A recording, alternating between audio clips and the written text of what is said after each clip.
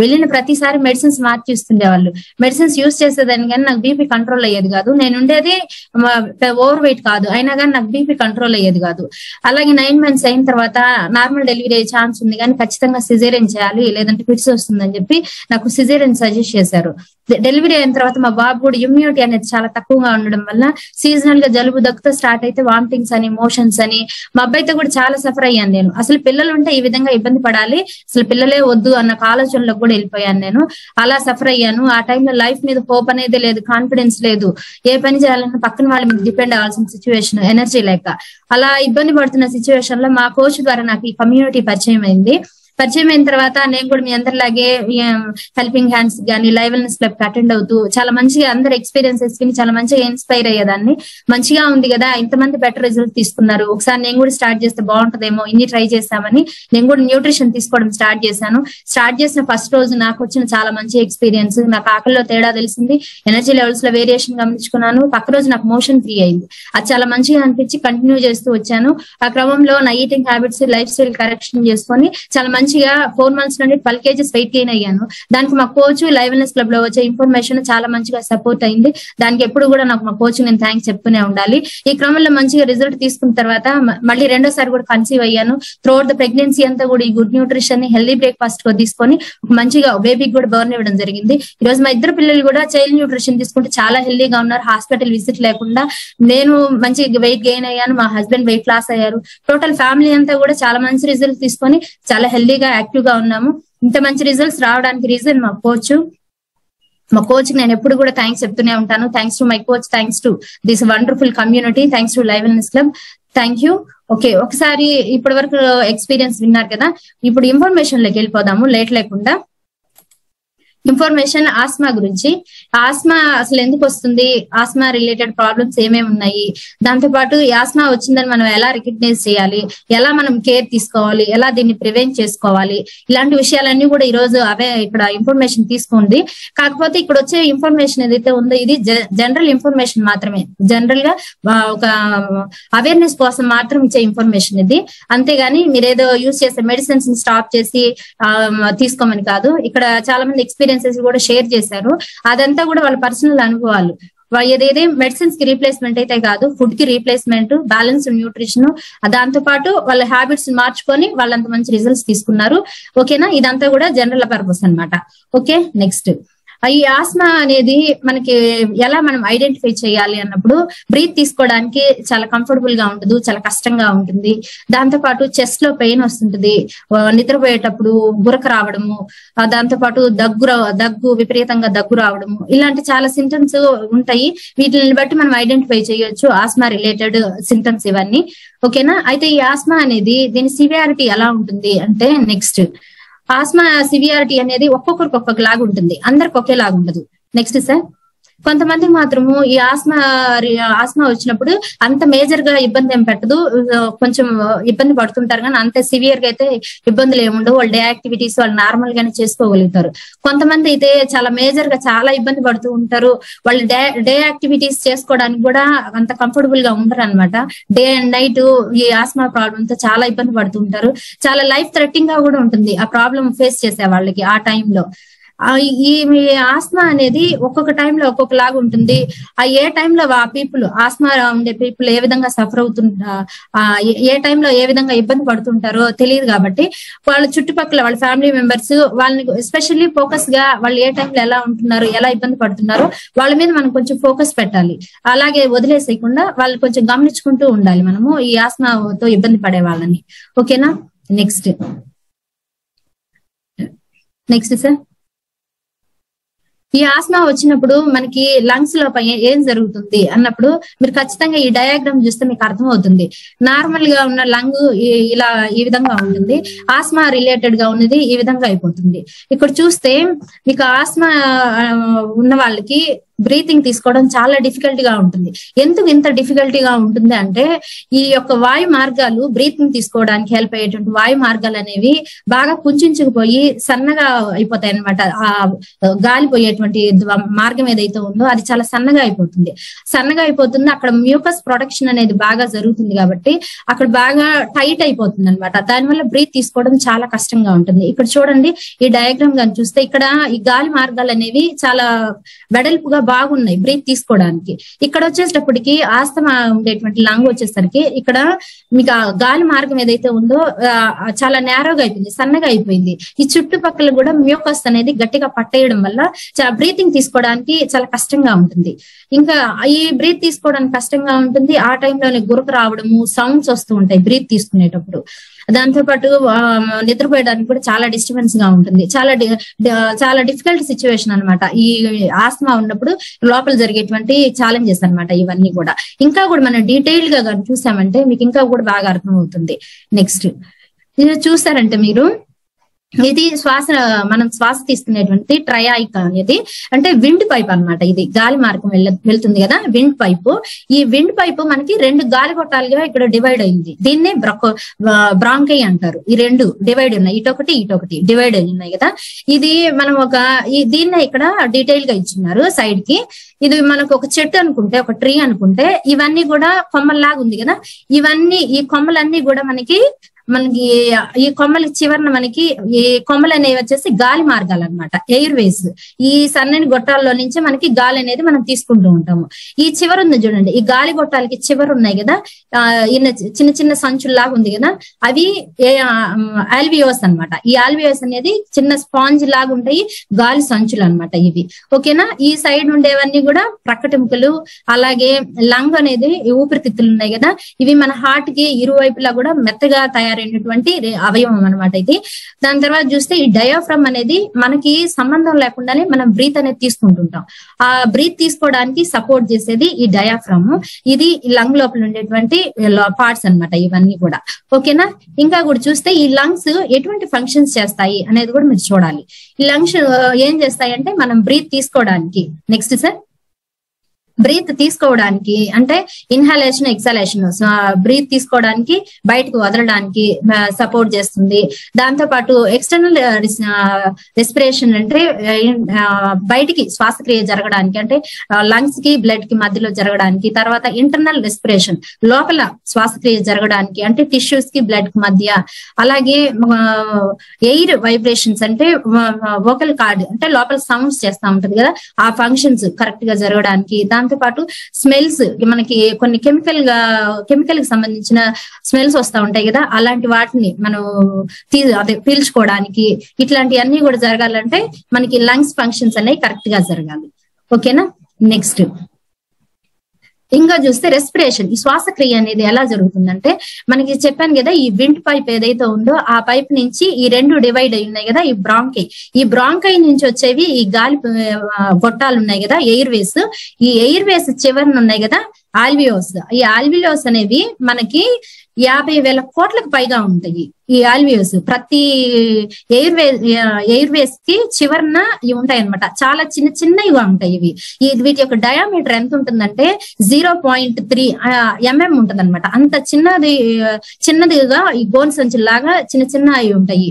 అవి ఏం చేస్తాయంటే మనకి ఈ రక్తనాళాలతో ఈ ఆల్వియోస్ ని కప్పేస్తుంటాయి అనమాట. రక్తనాళాలన్నీ కూడా ఈ మనం పీల్చేటువంటి గాలి ఏదైతే ఉందో ఆక్సిజన్, ఈ ఆక్సిజన్ ఈ ఎయిర్ వేస్ గుండా పోయి ఈ ఆల్వియోస్ నుంచే మనకి రక్తంలోకి వెళ్తుంది, మనం తీసుకునేటువంటి గాలి.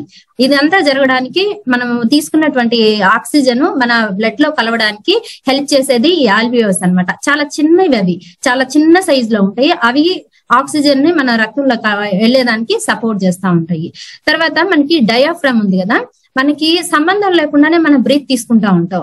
గమనించారు కదా, మనము వాంటెడ్లీ కావాలి అంటే 99% మిగిలిన పనులు చేసినట్టు ప్రతి పని ఏదైనా చేయాలంటే మన అండర్ లోనే ఉండాలి. ఏం పని చేయాలన్నా మన కంట్రోల్లోనే ఉండి జరుగుతుంది.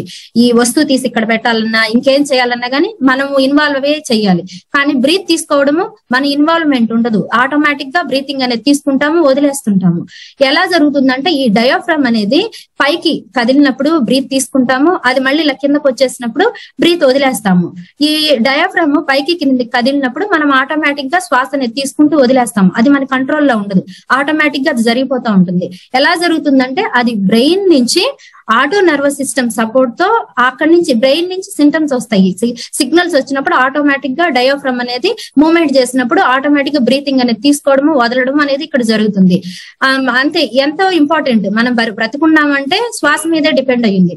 ఇట్లాంటి శ్వాస ఇంత కరెక్ట్ గా జరగాలి, మన ప్రమేయం లేకుండా జరగాలి, అది జరిగిపోతుంది. అది మన ప్రమేయంతో గానైతే మనం అసలు చేయలేం కదా. అంత మంచిగా గాడ్ అనేది దీన్ని డిజైన్ చేశారు. మన ప్రమేయం లేకుండానే మనం బ్రీత్ తీసుకోగలుగుతున్నాము. ఈ విధంగా డయాఫ్రామ్ అనేది సపోర్ట్ చేస్తుంది. ఓకే, నెక్స్ట్ చూస్తే ఆస్మా అనేది, ఆస్మా వచ్చినప్పుడు ఎటువంటి ఛాలెంజెస్ ఫేస్ చేస్తున్నాము అంటే మేజర్ గా మూడు ప్రాబ్లమ్స్ అనేవి ఉంటాయి. ఆస్మా వచ్చినప్పుడు లోపల ఎయిర్ వేస్ ఉన్నాయి కదా, ఈ గాలి మార్గాలు, ఇవి బాగా స్వెల్లింగ్ అయిపోతాయి. బాగా స్వెల్లింగ్ వచ్చేసి ఇన్ఫ్లమేషన్ జరుగుతుంది. అక్కడ ఇన్ఫ్లమేషన్ జరుగుతుంది. దాని తర్వాత ఆ ఇన్ఫ్లమేషన్ జరిగిన టిష్యూ ఏదైతే ఉందో ఆ టిష్యూ దగ్గర వచ్చేసి మనకి ఒక జారిపోయేటువంటి ఒక సబ్స్టాన్స్ ని క్రియేట్ చేస్తుంది. ఆ సబ్స్టాన్సే మ్యూకస్ అన్నమాట. ఈ స్వెల్లింగ్ వచ్చిన టిష్యూని ఈ మ్యూకస్ ని రెడీ చేస్తుంది. దాని తర్వాత అక్కడ మజిల్ కాంట్రాక్షన్స్ అనేది జరుగుతాయి. ఇది లోపల ఈ ఎయిర్ వేస్ లోపల జరిగేటువంటి వర్క్ అనమాట ఇదంతా కూడా. ఈ ఎయిర్ వేస్ లోపల ఈ మజిల్స్ అనేవి కాంట్రాక్షన్ జరిగి అక్కడ మ్యూకస్ ప్రొడక్షన్ జరిగి ఉంటది కదా, ఆ మ్యూకస్ అనేది గట్టిగా పట్టేస్తుంది. గట్టిగా పట్టేయడం వల్ల ఆ ఎయిర్ వేస్ అనేది ఇంకా కూడా కుంచుకుపోయి ఆ మార్గం అనేది చాలా సన్నబడిపోతుంది. ఎప్పుడు ఈ మూడు ప్రాసెస్లు జరుగుతున్నాయి కదా, ఈ లోపల ఇన్ఫ్లమేషన్ జరగడము, స్వెల్లింగ్ జరగడము, మ్యూకస్ ప్రొడక్షన్ జరగడము, దాంతో పాటు మజిల్ కాంట్రాక్షన్ జరగడము, వీటన్నిటి వల్ల ఆ డయామీటర్ ఇది ఉంది చూడండి ఇక్కడ, ఇది ఇక్కడ బాగా వెడల్పుగా ఉంది. రాను మ్యూకస్ అంతా ఫామ్ అయిపోయి ఇదంతా కూడా గాలి తీసుకునేటువంటి ఆ ఎయిర్ వేస్ యొక్క డయాఫ్రామ్ అనేది తగ్గిపోతూ వచ్చింది. చూస్తే మీకు బాగా గమనిస్తే లాస్ట్ కి వచ్చేసరికి చాలా చిన్నదైపోయింది. ఇలా చిన్నదైపోవడం వల్ల మనం బ్రీతింగ్ తీసుకోవడానికి చాలా కష్టంగా ఉంటుంది, చాలా హార్డ్ గా అనిపిస్తుంది. మీరు ఆస్మాతో ఇబ్బంది పడే వాళ్ళకి తెలుస్తుంది వాళ్ళు ఎంత కష్టపడతారో బ్రీత్ తీసుకోవడానికి. ఎందుకంటే ఆ మ్యూకస్ అనేది ఆ ఎయిర్ వేస్ ని గట్టిగా పట్టేయడం వల్ల ఆ గాలి మార్గం సన్నబడిపోవడం వల్ల బ్రీత్ తీసుకోవడానికి అంత కష్టంగా ఉంటుంది. ఓకేనా, నెక్స్ట్ ఇక్కడ చూస్తే నార్మల్ గా ఆ ఎయిర్ వేస్ అంటే ఈ గాలి కొట్టాలి కదా, ఇవి ఈ ఎయిర్ వేస్ పోయే మార్గం వచ్చేసి ఇక్కడ చూడండి, నార్మల్ గా హెల్దీగా అయితే ఇంత వెడల్పుగా ఉండాలి. ఇలా ఉందనుకోండి మంచిగా మనం గాలి తీసుకోగలుగుతాము. మనకి ఎగ్జాంపుల్ ఏదైనా పైప్ లో ఉంచి వాటర్ అనుకోండి, ఏదన్నా ఆ మధ్యలో అడ్డపడుకుంటే నార్మల్ గా వచ్చేస్తాయి. ఏదన్నా అడ్డపడింది అనుకోండి ఆ పైప్ లోంచి వాటర్ రావు కదా, సేమ్ అంతే. ఇక్కడ నార్మల్ గా ఉన్న గాలి ఎయిర్ వేస్ అనేది హెల్దీగా ఉన్నప్పుడు మనకి మంచిగా ఉంటుంది. ఇది ఆస్మాతో సఫర్ అయ్యేటువంటి ఎయిర్ వేస్ ఏదైతే ఉన్నాయో ఈ మ్యూకస్ గట్టిగా పట్టేస్తుంది కాబట్టి ఈ గాలి మార్గం అనేది చిన్నదైపోయింది. చిన్నదవ్వడం వల్ల మీకు బ్రీత్ తీసుకోవడానికి కష్టం అయిపోతా ఉంది. ఓకేనా, ఈ దాని చుట్టూ ఎయిర్ వేస్ చుట్టూ గానీ మ్యూకస్ గట్టిగా పట్టేయడం వల్ల ఇలాంటి ఛాలెంజెస్ అనేవి వస్తా ఉన్నాయి. నెక్స్ట్ ఇది ఆస్మా అటాక్ అయినప్పుడు ఎలా ఉంటుందంటే, అలా ఆస్మా అటాక్ అయినప్పుడు ఆ సిచ్యువేషన్ అది మనం వర్ణించలేము. ఆ సఫర్ అయ్యే వాళ్ళకి తెలుస్తుంది ఆ బాధ అనేది. అది వచ్చినప్పుడు ఆ సిచ్యువేషన్ అనేది చాలా వర్స్ట్ గా ఉంటుంది, చాలా ఇబ్బందికరంగా ఉంటుంది.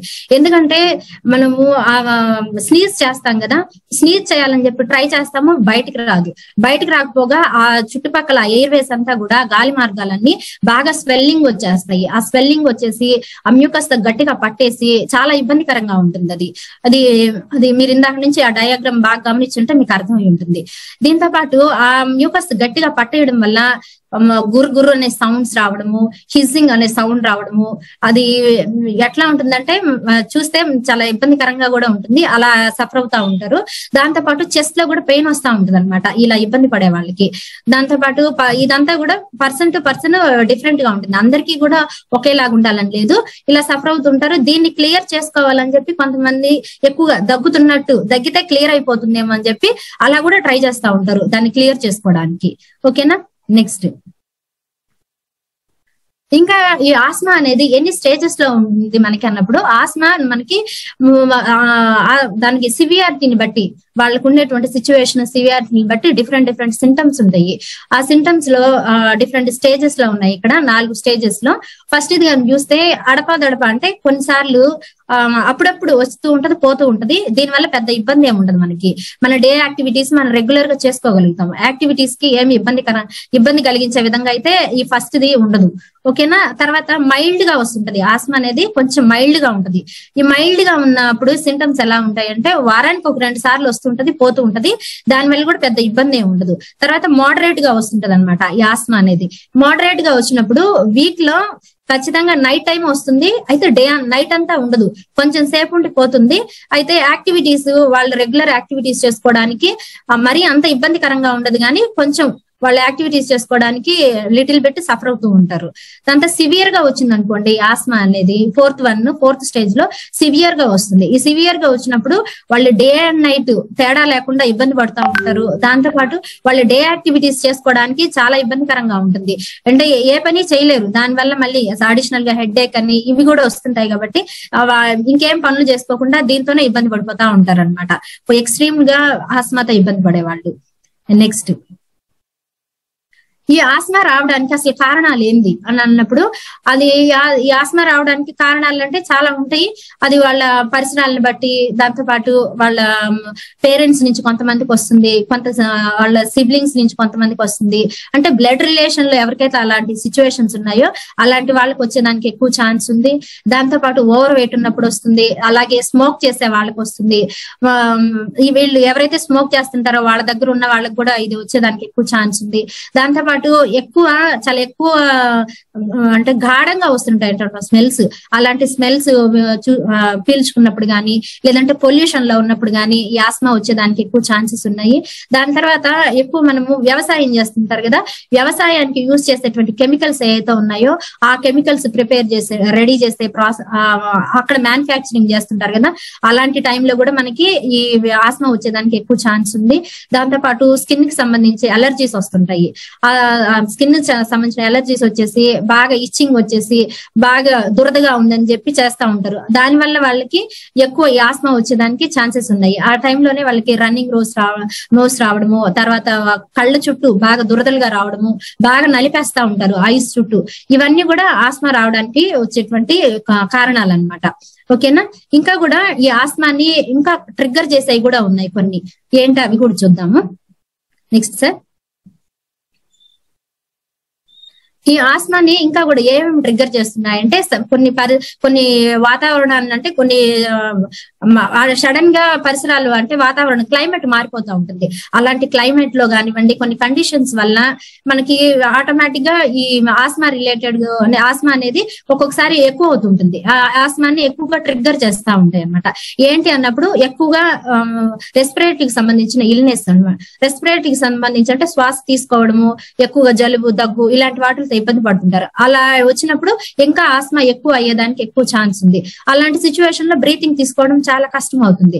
దాంతో పాటు మనకి వాతావరణంలో కూడా, గాలిలో కూడా కొన్ని రకాల స్మెల్స్ వస్తూ ఉంటాయి. పొల్యూషన్ నుంచి, స్మోక్ ఒక్కోసారి విపరీతంగా ఒకేసారి గాఢంగా స్మెల్స్ వస్తుంటాయి. అలాంటి స్మెల్స్ నుంచి మనకి ఎక్కువగా కూడా ఈ ఆస్మా ఎక్కువ ట్రిగ్గర్ అయ్యేదానికి ఎక్కువ ఛాన్స్ ఉంది. దాని తర్వాత కొన్ని పెట్ యానిమల్స్ ని ఇంట్లో పెంచుకుంటూ ఉంటారు. వాటి యొక్క చర్మం టచ్ చేసినప్పుడు, దాంతో పాటు అవి కొన్ని సలైవాల్ని రిలీజ్ చేస్తా ఉంటాయి.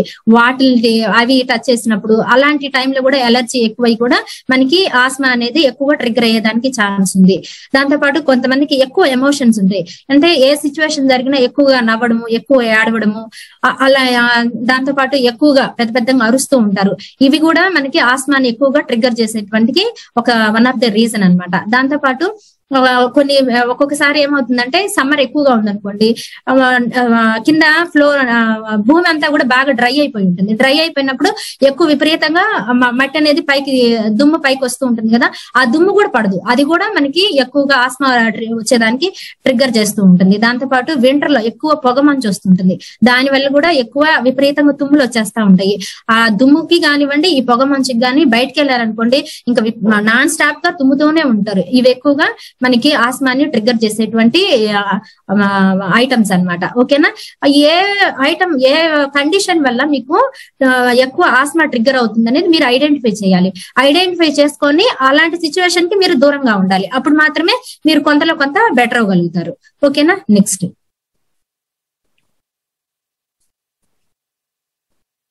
ఓకే, ఇంకా ఆస్మా మనకి ఎన్ని టైప్స్ లో ఉందంటే కొన్నిసార్లు ఎలర్జీస్ వల్ల కూడా ఆస్మా వచ్చేదానికి ఛాన్స్ ఉంది. అంటే కొంతమంది పెట్ యానిమల్స్ ని ఇంట్లో పెంచుకుంటూ ఉంటారు, అవి పడకపోవడము, దానిలో కొన్ని ఫుడ్ ఐటమ్స్ తిన్నప్పుడు కొంతమందికి పడదు, దాంతో పాటు కొన్ని స్మెల్స్ పీల్చుకున్నప్పుడు పడదు, దుమ్ములోకి పోయినప్పుడు పడదు, ఇలాంటప్పుడు ఎలర్జీ వచ్చి ఆస్మా వచ్చేదానికి ఛాన్స్ ఉంది.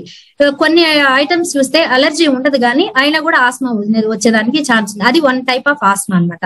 అదేంటంటే స్మోక్ చేసినప్పుడు, సిగరెట్ స్మెల్స్ చూసినప్పుడు, కొంతమంది పర్ఫ్యూమ్స్ యూజ్ చేస్తుంటారు, ఆ పర్ఫ్యూమ్స్ కూడా కొంతమందికి ఆ స్మెల్స్ పడక కూడా asthma one type of asthma వచ్చేదానికి ఛాన్స్ ఉంది. కొంతమంది వచ్చేసి ఎయిర్ ఫ్రెషనర్స్ యూజ్ చేస్తుంటారు, వాటి వల్ల వచ్చేదానికి ఛాన్స్ ఉంది.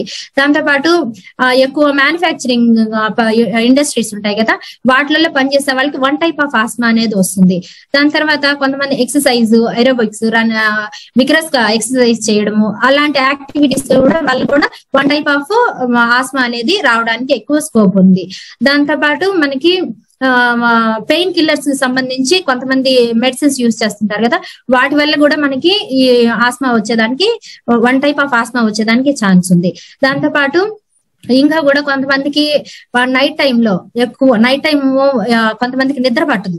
ఈ ఆస్మా అనేది ఎక్కువ అవడం వల్ల కొంతమందికి నైట్ టైం నిద్ర పట్టదు, నైట్ టైంలో హార్ట్ బర్నింగ్ వస్తూ ఉంటది, స్లీప్ చాలా డిస్టర్బెన్స్ అవుతుంటుంది. ఇది వన్ టైప్ ఆఫ్ ఆస్మా అనమాట.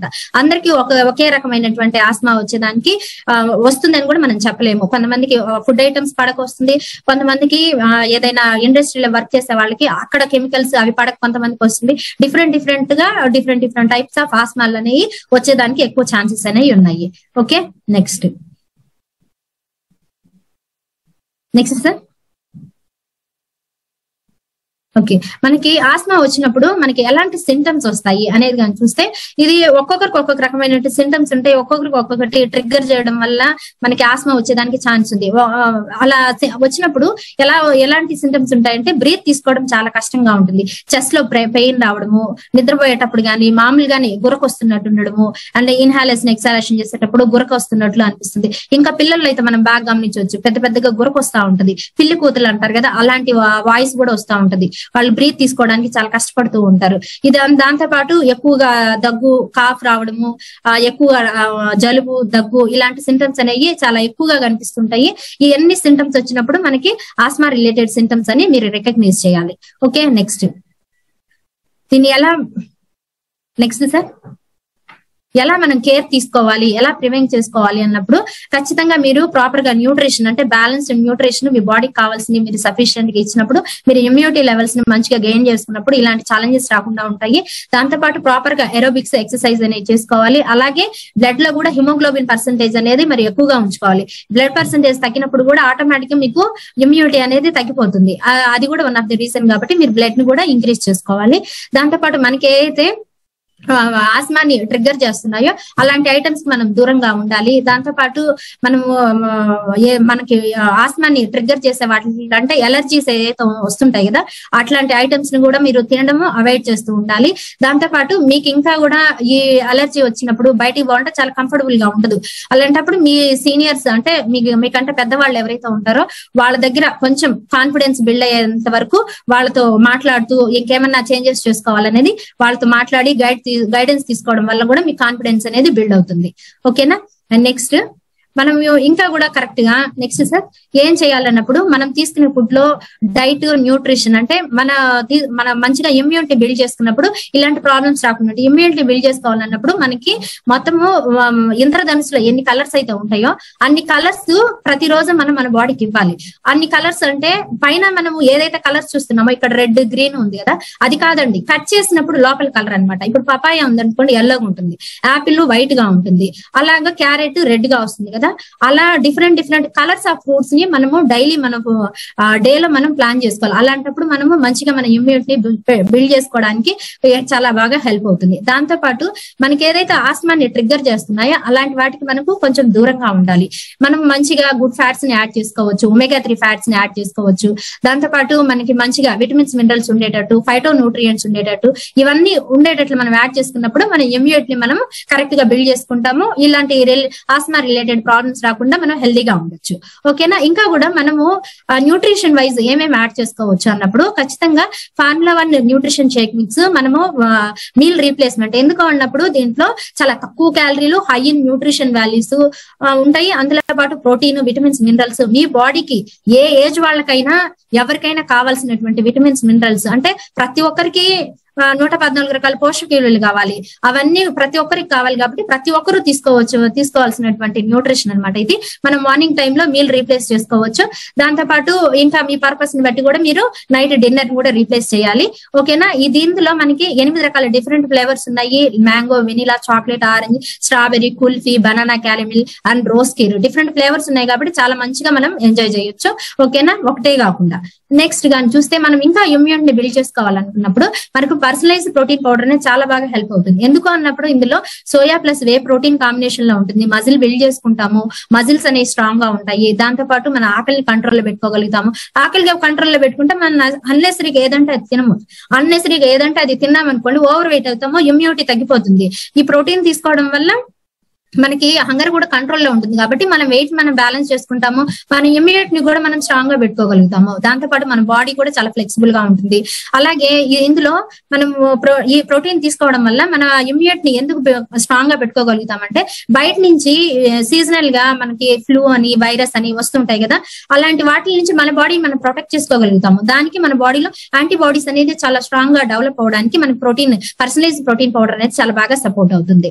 ఓకేనా. నెక్స్ట్ ఇంకా కూడా చూస్తే మల్టీవిటమిన్ నేను చెప్పాను కదా ముందు, మనకి ఇంద్రధనుసు అంటే విబ్జార్ లో ఎన్నైతే డిఫరెంట్ కలర్స్ ఉన్నాయో అన్ని కలర్స్ మనం తినాలన్నప్పుడు మనము ఈ బిజీ లైఫ్ స్టైల్లో పోయి ప్రతిరోజు తెచ్చుకొని కట్ చేసుకొని తినాలి అంటే అది సాధ్యమయ్యే విషయం కాదు. మన దగ్గర మల్టీవిటమిన్ లో వచ్చేసి 17 రకాల ఎసెన్షియల్ విటమిన్స్, మినరల్స్ మన బాడీకి కావాల్సినవి మీరు ఆ ఫ్రూట్స్, వెజిటబుల్స్ లో వచ్చే అన్ని కూడా ఇందులో వస్తాయి. అందులో కూడా తక్కువ క్యాలరీలు అనమాట. అవి తీసుకుంటే ఎన్ని క్యాలరీస్ వస్తాయి మనకు తెలియదు. క్యాలరీస్ కౌంట్ చేసుకొని అయితే మనం తినలేము. అన్ని విటమిన్స్, మినరల్స్ ఇందులో వస్తాయి, తక్కువ క్యాలరీలో వస్తాయి. ఫైటో న్యూట్రియంట్స్, ఏసీఏ విటమిన్స్, దాంతో పాటు మన సెల్ ని ప్రొటెక్ట్ చేసుకోవడానికి చాలా మంచిగా సపోర్ట్ అవుతుంది. ఇమ్యూనిటీ బిల్డ్ చేసుకోవడానికి కూడా చాలా మంచిగా సపోర్ట్ అయ్యేది మల్టీవిటమిన్ హెర్బల్ సప్లిమెంట్ అనమాట. ఓకేనా. ఈ 90 ఉంటాయి, పర్ డే కి మనం 3 తీసుకోవచ్చు. నెక్స్ట్ తర్వాత మనకి సెలాక్టివేటర్ వచ్చి దీంట్లో పవర్ఫుల్ యాంటీ ఆక్సిడెంట్ ఉంటుంది, ఆల్ఫా లిపోయిక్ యాసిడ్ అనేది. ఇది మన సెల్స్ ని మనం ప్రొటెక్ట్ చేసుకుంటాము, టిష్యూస్ ని ప్రొటెక్ట్ చేసుకోవడానికి చాలా బాగా సపోర్ట్ అవుతుంది. హెల్దీగా కూడా ఉంటాయి అనమాట మన సెల్స్, టిష్యూస్ ఇవన్నీ కూడా, ఎందుకంటే యాంటీ ఆక్సిడెంట్స్ ఉంటాయి కాబట్టి. దీనివల్ల మనము అన్నెసరీగా వేస్టేజ్ టాక్సిన్స్ బాడీలో ఏమన్నా ఉన్నా కూడా వీటన్నిటి కూడా మంచిగా హెల్దీగా ఆ టాక్సిన్స్ నుంచి మన సెల్స్ ని మనం హెల్దీగా ఉంచుకోవడానికి సపోర్ట్ అవుతుంది. ఓకేనా. దీంతో పాటు మనము హెల్దీ ఏజింగ్ లో కూడా ఉండగలుగుతాము, వెల్ బీయింగ్ లో కూడా ఉండేదానికి ఇది బాగా సపోర్ట్ అవుతుంది. నెక్స్ట్ మనకి అఫ్రెష్ అనేది కూడా మనకి ఎనర్జీ డ్రింక్. మన సెల్స్ ని అంటే యాంటీ ఆక్సిడెంట్స్ రిచ్ గా ఉంటాయి కాబట్టి మన సెల్స్ ని హెల్దీగా ఉంచుకోవడానికి సపోర్ట్ అవుతుంది. మెటబాలిజం మంచిగా బూస్ట్ అవుతుంది. దాంతో పాటు మనం వెయిట్ మనం మెయింటైన్ చేసుకోవడానికి చాలా తక్కువ క్యాలరీలో మనకి అఫ్రెష్ అనేది మనకి చాలా మంచిగా సపోర్ట్ అవుతుంది. టీ కాఫీ రీప్లేస్మెంట్ గా తీసుకొని చాలా ఎనర్జెటిక్, యాక్టివ్ గా, మెంటల్ అలర్ట్నెస్ ఉండడానికి మనకి అఫ్రెష్ అనేది సపోర్ట్ అవుతుంది అనమాట. నెక్స్ట్ దాంతో పాటు మనకి హెర్బల్ లైఫ్ లైన్, ఈ హెర్బల్ లైఫ్ లైన్ అందులో వచ్చేసి ఒమేగా 3 ఫ్యాట్స్ అనేవి చాలా రిచ్ గా దొరుకుతాయి. ఈ ఒమేగా 3 ఫ్యాట్స్ మంచిగా ఉంటాయి కాబట్టి మన కార్డియోవర్స్కులర్ సిస్టమ్ కూడా మనం చాలా హెల్దీగా పెట్టుకోవచ్చు. ఆస్మాతో సఫర్ అయ్యే వాళ్ళప్పుడు చెస్ట్ లో పెయిన్ రావడము, టైట్ గా ఉండడం అలా ఉంటుంది కదా, అలా ప్రాబ్లమ్స్ లేకుండా మన కార్డియోవర్స్కులర్ సిస్టమ్ ని మనం హెల్దీగా ఉంచుకోవడానికి మీ హార్ట్ కి చాలా మంచిగా సపోర్ట్ అవుతుంది omega 3 fatty acids. EPA, DHA అనే ఈ 2 ఒమేగా 3 ఫ్యాటీ యాసిడ్స్ ఉంటాయి కాబట్టి మీ హార్ట్ ని చాలా మంచిగా మీరు ప్రొటెక్ట్ చేసుకోవడానికి హెల్ప్ అవుతుంది. నెక్స్ట్ తర్వాత డైనోషేక్ చిన్నపిల్లలు చాలా మంది నిద్రపోయేటప్పుడు గురక రావడము, ఇమ్యూనిటీ తక్కువగా ఉండడము, ఇలా చాలా సఫర్ అవుతుంటారు ఫ్రీక్వెంట్ గా హాస్పిటల్ విజిట్స్. ఎందుకంటే ఇమ్యూనిటీ సరిగ్గా లేకపోవడం వల్ల, వాళ్ళ పేరెంట్స్ లో ఇమ్యూనిటీ అనేది కరెక్ట్ లేకపోవడం వల్ల పిల్లలకు కూడా అదే క్యారీ అవుతుంది. దానివల్ల పిల్లలు కూడా చాలా సఫర్ అవుతున్నారు. సేమ్ మా బాబు విషయంలో కూడా అదే జరిగింది. బిఫోర్ నాకు కరెక్ట్ గా లేను కాబట్టి మా బాబు విషయంలో కూడా నేను అలాగే సఫర్ అయ్యాను. వన్స్ ఈ డైనోషేక్ లో కెసిన్ అనే ప్రోటీన్, యాంటీ ఆక్సిడెంట్స్ ఇవన్నీ కరెక్ట్ గా ఉంటాయి కాబట్టి వాళ్ళ ఇమ్యూనిటీని మంచిగా బిల్డ్ చేసుకోవడానికి, వాళ్ళ ఇదేంటంటే వెయిట్ లాస్ కి వెయిట్ గెయిన్ కాకుండా హెల్దీగా ఆ పిల్లలు వాళ్ళ ఇమ్యూనిటీని బిల్డ్ చేసుకోవడానికి, వాళ్ళ ప్రాపర్ గా వాళ్ళ హైట్ దగ్గర వెయిట్ రావడానికి మనకి డైనోషేక్ అనేది చాలా వండర్ఫుల్ గా సపోర్ట్ అవుతుంది. వాళ్ళ మజిల్ గ్రోత్ రావడానికి కానివ్వండి, బోన్స్ మంచిగా స్ట్రెంథన్ అవ్వడానికి చాలా వండర్ఫుల్ గా సపోర్ట్ అయ్యేది డైనోషేక్. ఓకేనా? Next, thank you so much for giving this wonderful opportunity. Thanks to my coach. Back to host Suvarchala madam.